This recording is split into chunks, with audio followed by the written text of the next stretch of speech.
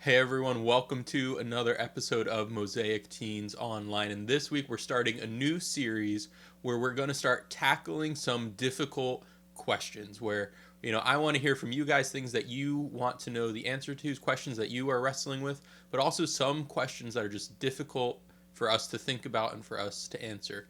And so today's video is going to start the series off asking the question, is Christianity hard or is it easy?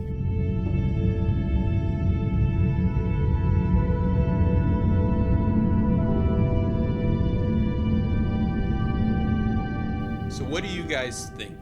If I were to ask you, is Christianity hard or is it easy? What would you say? And let me know in the comments down below before we go through this video. What do you think? Is it hard or is it easy? Now, the reason why this can be a very difficult question to ask is that sometimes it seems like Scripture and even Jesus' words might tell us different things. For example, the book of Matthew, chapter 16, verse 24 says, "Then Jesus told his disciples, 'If anyone would come after me, let him deny himself and take up his cross and follow me.'" Now, when you understand what a cross is, that is not something easy to do. It is something that is burdensome, that is weighing you down, but also is ultimately leading you to death. To pick up your cross is to carry it to a place where you're going to be hung and killed and die. So, Jesus is saying if we want to follow him, it's going to be hard. It's going to be difficult sometimes. Like, we have to pick up our cross daily. But then in Matthew chapter 11, verses 28 through 30, it says, "Come to me, all who labor and are heavy laden, and I will give you rest. Take my yoke upon you and learn from me, for I am gentle and lowly in heart, and you will find rest for your souls. For my yoke is easy and my burden is light." So from this verse, it would seem like Jesus is saying Christianity is easy.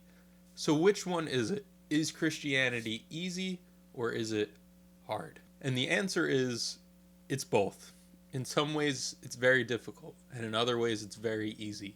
And this video actually flows perfectly from last week's video on morality. So if you haven't watched that, check out the iCard for that. But last week's video, we talked about morality, what is right and what is wrong, and how we know what is right and wrong, and how sometimes, morality tells us to do something that we don't naturally want to do. It tells us that something is right to do even when we don't want to, or tells us not to do things that we want to do because those things are bad. And so really being a good person, living a life that Christ has called us to live, is actually telling us to do things that aren't natural to us. Yet we still want to do the things that we want to do, right? And so naturally what happens is we strive to do so much good things that it gives us freedom to do whatever else we want, that it sort of makes up for us living for our own desires. And really, if we think about morality, being a good person, living the way God has called us to live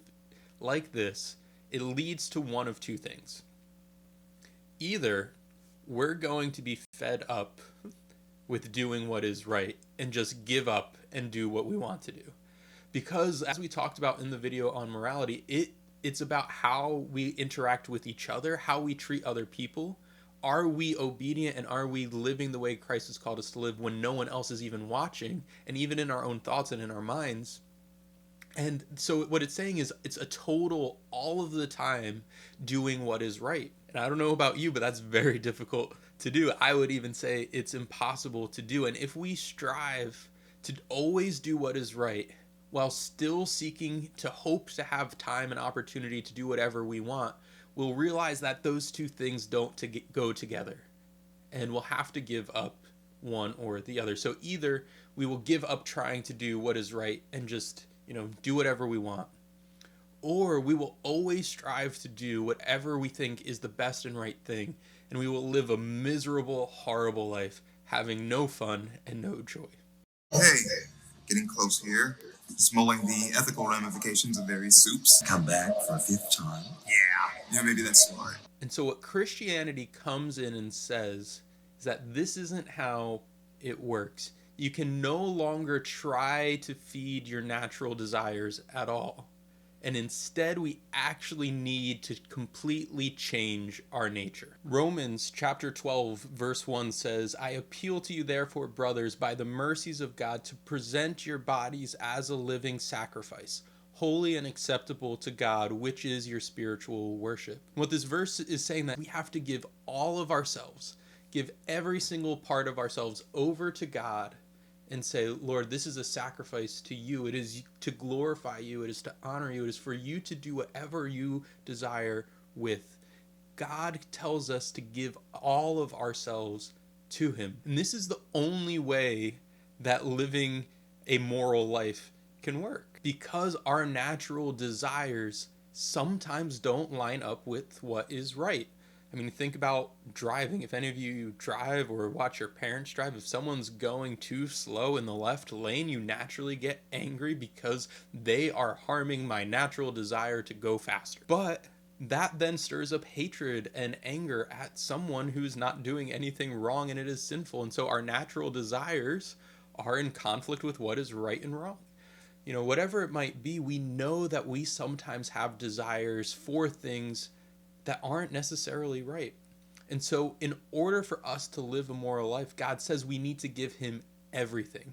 We need to give him all of our desires, all of our thoughts, all of our life, give everything over to him. Jesus didn't come to torment us by telling us things that we need to do and watch us struggle as we seek to do what is right, and like it torment us that we're not able to do the things we want. No, instead, Jesus came to sacrifice himself for us, to give us a new life, a new self, a new being, that we no longer have those desires that are in conflict with what is right, but to give us himself, to give us his desires, his will, so that way our will and what is right will be the same, and that we will be joyful in being able to live out these things. And so this is where Christianity is hard. Christianity is hard because it requires us giving up all of ourselves and all of our control. And as human beings, we do not like to give up control. And especially as Americans,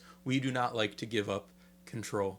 And so it is just counterintuitive. It is unnatural to us to give up all of our control and say, God, whatever you say, I am submitting to it. And even when we say that, sometimes we don't live it out, right? How many times does the Bible say something clearly and we think, God doesn't really mean that? You know, God says to honor our parents, but like that's not that big a deal if I don't honor my parents all the time. Like that's not that big a deal. But God says, no, that is a big deal.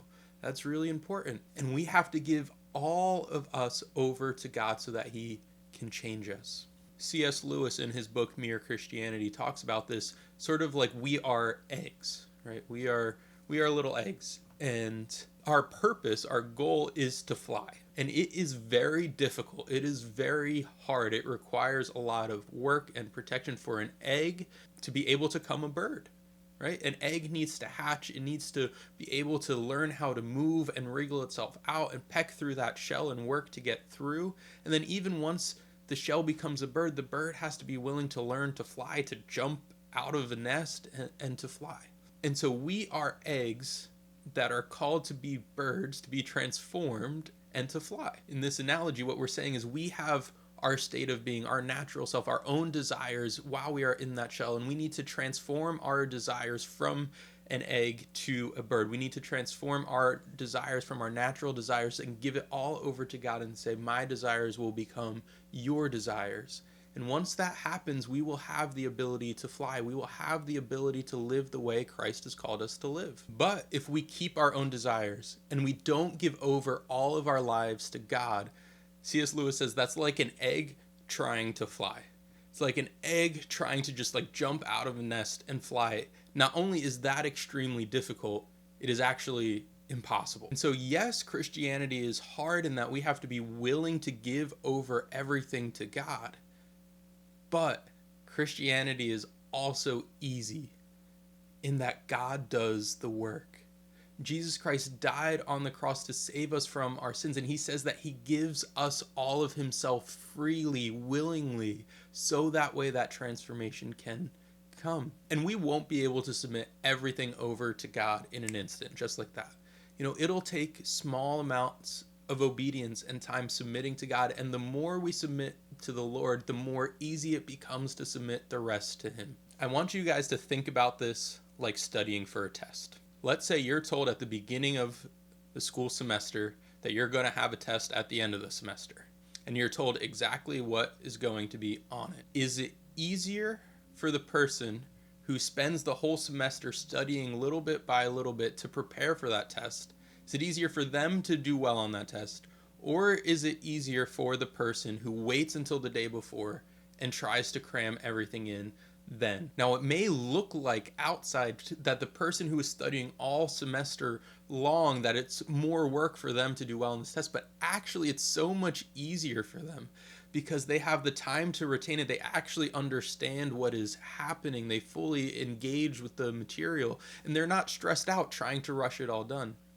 And by the time the exam is coming to prepare, they don't need to spend as much time studying. And so it may be hard to discipline yourself to study every day, but ultimately it's easier because you learn the material better. In the same way, for those of you who are like me and like to wait to the last day to study for an exam, you know that it may seem easier throughout the semester. Like, you're not studying, you have so much more free time, you have the ability to do what you want. It seems nice. But then when the exam comes, how stressful is that? How late do you have to stay up? I remember staying up full nights long. Side note, there was one time in college where I was awake for 48 hours straight doing a final paper because I waited till the end to do it. And that is so much more work than if I would have spent a little bit of time each day getting the work done that I needed to get done. And so in the same way, it might seem more difficult to give up our lives to God and submit everything to Him every single day. But ultimately, it's so much easier in the long run that we can just trust in Him day by day. And as we grow in our faith in Him day by day, we'll grow more and we'll understand more, we'll love Him more, and it just naturally becomes easier. It's a hard step to be willing to submit everything to Him. But as we do it day by day, it becomes easier. Versus the harder and actually even impossible thing to try and be good on our own, to say, well, I have to be good, so I'm going to do this. I'm going to do all of it on my own strength. It's actually impossible to do. And so this is really the whole point, the whole purpose of Christianity is that we will submit all of our lives to God. If you want to boil down what Christianity is, it's not church services, it's not reading the Bible, it's not praying. Those are good things that you should be doing, but that's not what Christianity is. Christianity is submitting all of our lives, every single part of ourselves, over to God and saying, whatever it is you have for me, I'm willing to do it. I'm willing to follow you. I'm willing to submit to you. And so the real difficult part of Christianity is waking up every single day and making that commitment. Because it's right when we first wake up that our desires immediately start to come. You wake up, I want food, I'm hangry, I want some food now. Or it's, I need my coffee, or I want to watch this YouTube video to wake up in the morning to prepare. Whatever it might be, the second we wake up is when our natural desires come into play. And we have to be prepared every single day to say, God, I'm willing to submit everything to you. So is Christianity hard or is it easy? It's hard to submit everything to Him, but it's easy to trust Him, helping us grow into maturity.